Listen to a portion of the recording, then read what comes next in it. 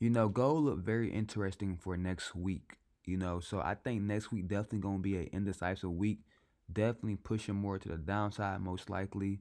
Um, with especially some, huge volatility going to next week. So, just looking at gold right now, right now we're currently in this range right here, coming near a support level. You can see that, price created this double bottom, made a clear breaking structure. Now we on a support level, right? So I mean, this is where one of them things when it could be an indecisive week. This is what it could be both ways really. It could be going down or going up.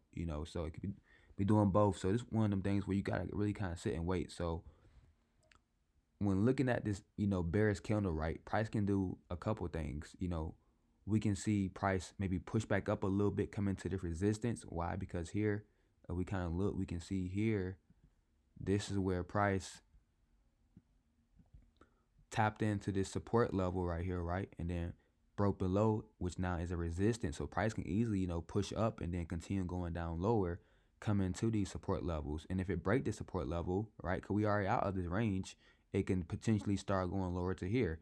Now, once it come here, and if it starts showing positive reaction, then maybe we can start seeing price go back up to 4,795 area. So now if it break below here, then we can see price coming all the way back down to here, so which would be very interesting. So I mean, it really depends on what price do. But if price now, let's say if price closed bullish on Sunday going to Monday, right?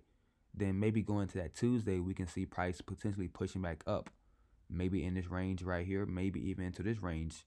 At the end of the day, it's still some resistance, maybe even here. But point is, there's still some resistance that where even when it come into here, we can potentially come back right back down into these areas. So it's gonna be an interesting week. I think it's definitely gonna be a week where you have to kind of really be patient and wait for your setup and just kind of see how things go. So, I mean, tell me what y'all think about gold.